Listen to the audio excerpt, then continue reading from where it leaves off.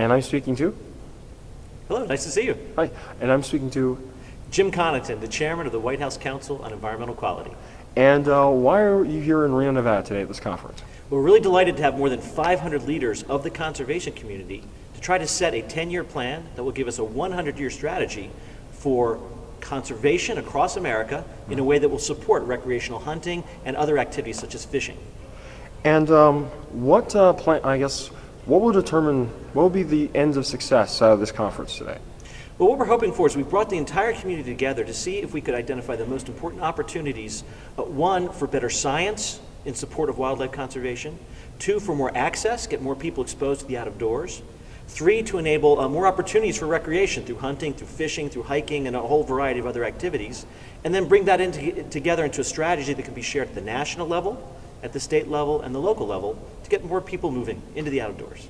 And as you were talking, speaking of outreach, of trying to get more people to come out and participate in these kind of activities, instead of bringing the people that you normally bring people that don't normally know about this, that if they did this a couple of times, they'd be hooked.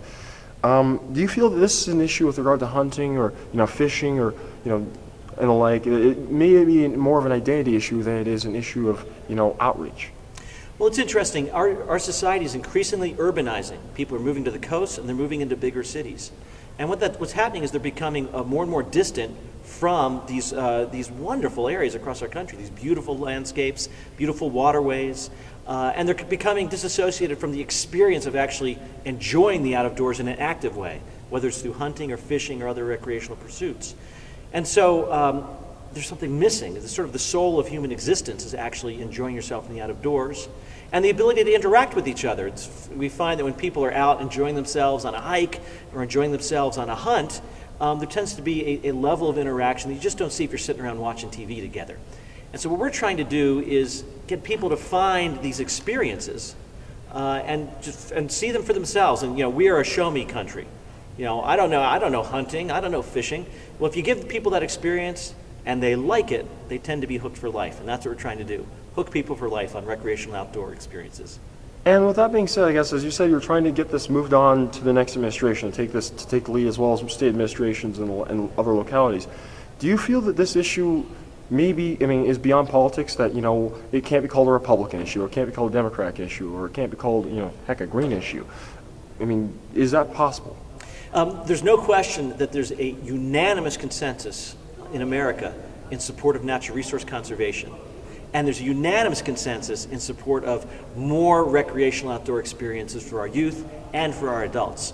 So we transcend politics. Some of our greatest achievements, even in the last 8 years, where there's been some polarization in Washington, when you think about it in the conservation area, we've enacted bipartisan legislation consistency year after year after year, and nobody hears about it. Why? Because everybody's in agreement.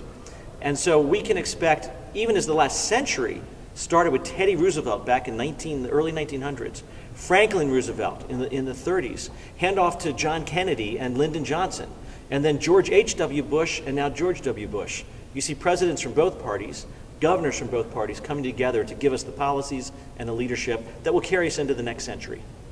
And I guess my last question I have to ask is to the youth of this country who have different tastes and different likes and the like.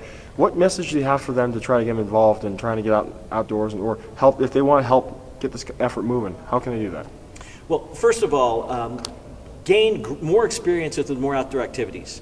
My son likes to scuba dive, but he also likes to hike, and he's now doing mountain biking. I see kids all over Washington, D.C. doing skateboarding.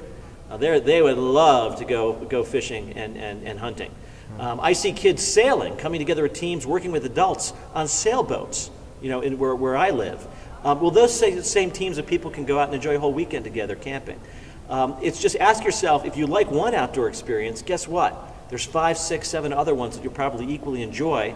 And many of them are experiences that as you get a little bit older and slower, maybe like me, you find that you can have these experiences for life.